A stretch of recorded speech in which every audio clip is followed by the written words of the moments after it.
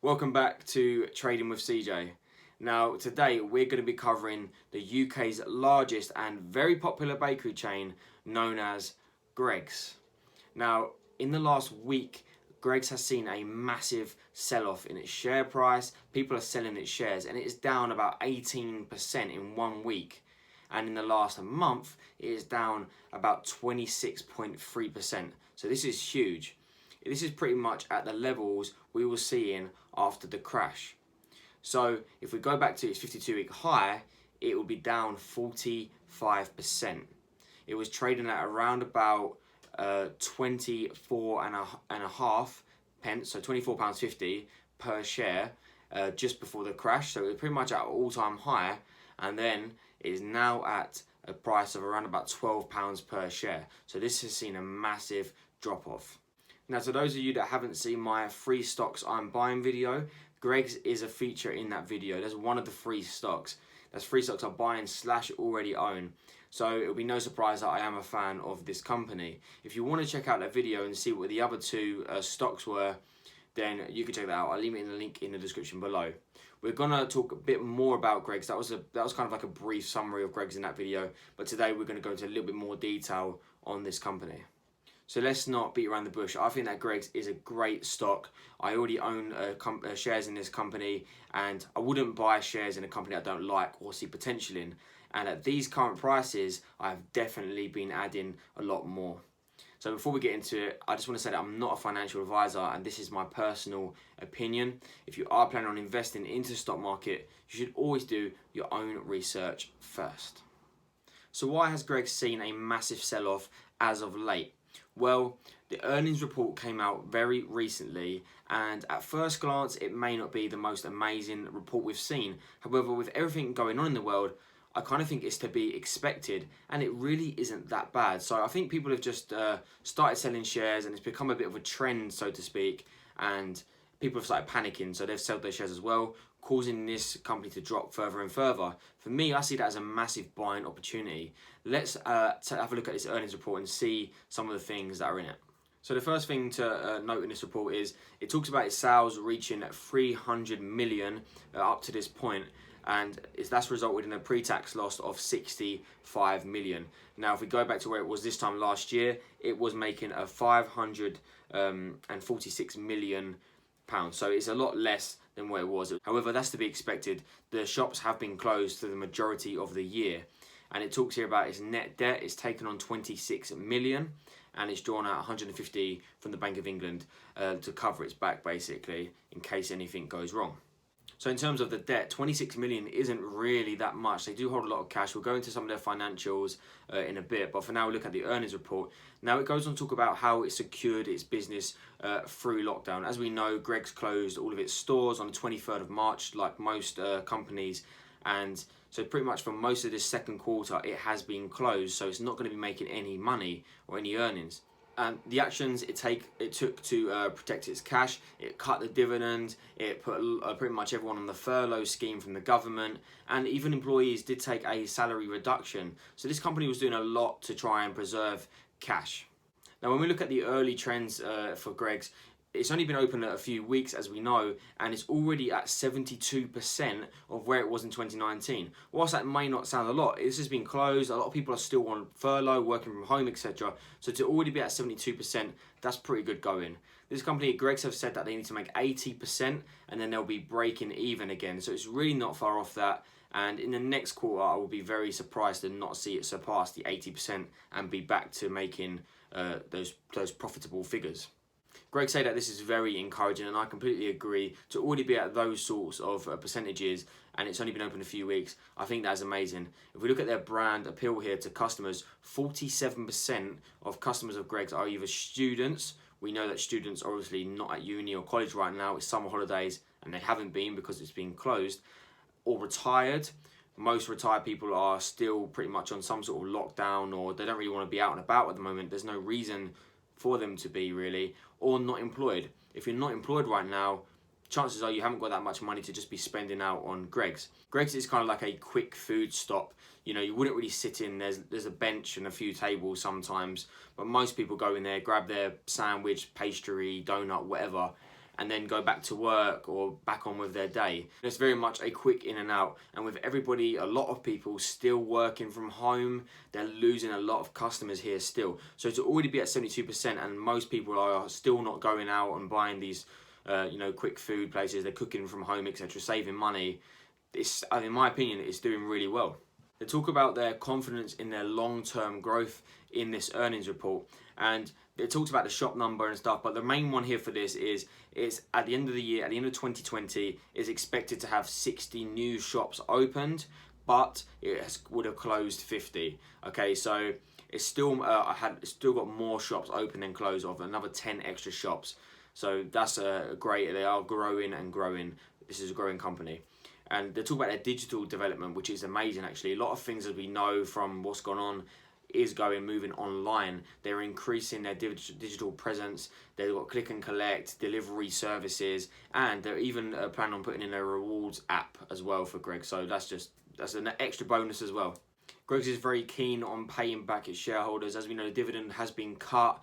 They're trying to save as much money as possible, but it does mention in this earnings report that as soon as possible, they will be reinstating that dividend. So if you're a dividend investor, that's a great sign right there. Now, we've already touched on this with the 80% profit margin to break even, and they're not far off that. Like I say, they're only 8% off, and they've barely been open. So the longer this is open for, the more people will start getting back to normal and start shopping at Greggs. And the next update is coming out on the 29th of September, by which point, as long as everything goes well in the world, then they should be reporting some really nice figures. So I really don't think that, it wasn't the most exciting and most amazing earnings report, but if you was expecting to see, 20, 30, 40% profits, then I'm not sure what world you're living in, because this company hasn't been operating. It's been closed for pretty much all of this quarter. So I really don't understand the sell-off. People have seen this report and started panicking. That's what it is. I wouldn't be surprised for this to not continue. This will start slowly going back up, in my opinion. Maybe it might go down a bit further this week, who knows. But overall, this is a long-term investment, and from no fault of its own, it has been hit hard, like most companies in this sector, but the fundamentals haven't really changed. So if you like this company at £15 per share, then I see no reason why you wouldn't love it at £11, £12 per share. So we're going to jump into Simply Wall Street now and have a look at some of its how the share price has performed over the years and some of its analysts' predictions. So the market cap for Greggs currently sits at 1.2 billion. That's obviously got a lot smaller as of late because the share price has dropped off. Now if we look at the 1 year graph, we can see that it was almost at its all-time highs. It was at £24.42 per share back in around February time. Then obviously the crash has happened, and then it has been a kind of bit sideways ever since, and now we've been dropped off again as of the last week, and we're currently now at £11.95 per share.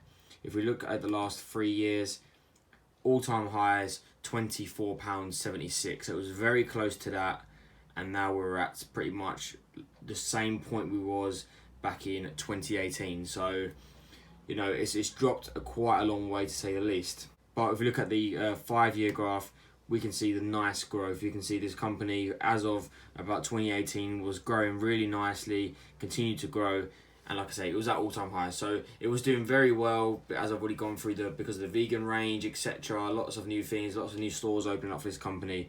The report has come out and it has made it drop off as of late.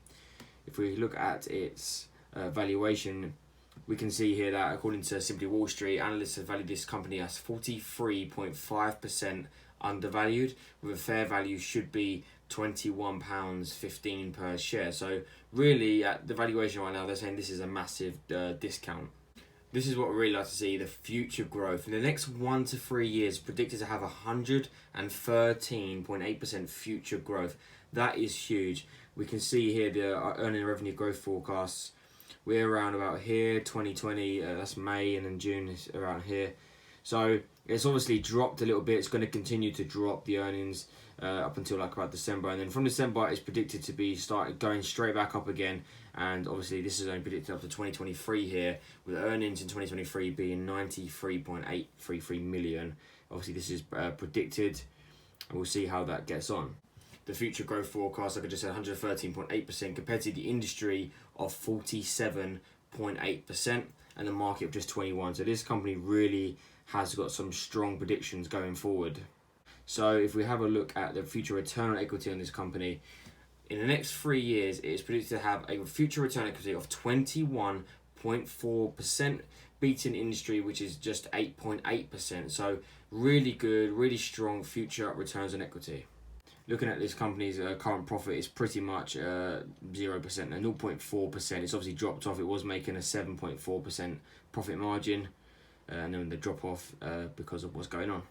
Now the debt to equity history here, if we see here, they pretty much had no debt, which is one reason I really love this company. They've obviously taken on quite a bit of debt, which they're going to be paying back. I think they took most of that on just in case, just as like a backup kind of plan.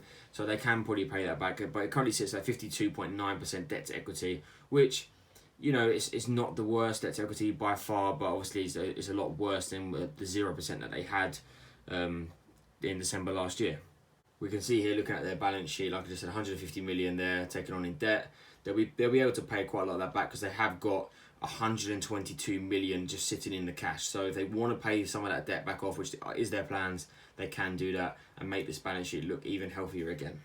So for all those dividend investors out there, obviously this not currently paying dividend. It cut its dividend back in March time, and now it's obviously sitting on 0, and then it's planning on reintroducing that by December time, slowly, and then eventually come 2023, it's predicted to have a 4.3% dividend yield, with the future payout to shareholders scheduled to be, or predicted to be, 59%. That's quite a nice dividend yield there.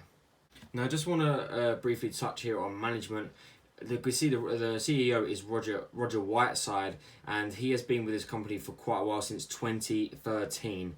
The management team have been there for an average of 9 years. Speaking of Robert Whiteside, he's a big fan of Greggs. Of course, he's a CEO, but he has been also buying shares in Greggs, which is a very encouraging sign. So if we have a look here at the insider trading, in the last 3 to 6 months, approximately £252,000 worth of shares have been bought. And then even in the last 9 to 12 months, another 91,000. So shares have been bought since this crash has happened. And those shares are actually bought by Roger Whiteside himself. If we see here, on 26th of March, so after the crash actually started, he bought these shares. And he bought them at a price of £15.89, was his maximum price anyway. So, you know, I'm a long-term investor here. This company has amazing ambitions and growth. They brought out their vegan range, their sausage rolls, their steak bakes, like last year or so. And they're probably going to continue to grow and improve on this as well. Like I said, their digital presence as well is improving. So this company really does have good ambitions. And for me, I can see this being worth about £30 per share in the next 2 to 4 years. So at these sorts of prices, I definitely think it's a discount. If it continues to drop further, I will definitely be buying some more. Be interested to know your thoughts on this company. Do you hold Greggs? Have you been selling them? Are you cost averaging, etc.? Let me know down in the comments below. Also, as always, appreciate it if you could hit a like and subscribe to my channel, guys. Thanks for watching, and until next time,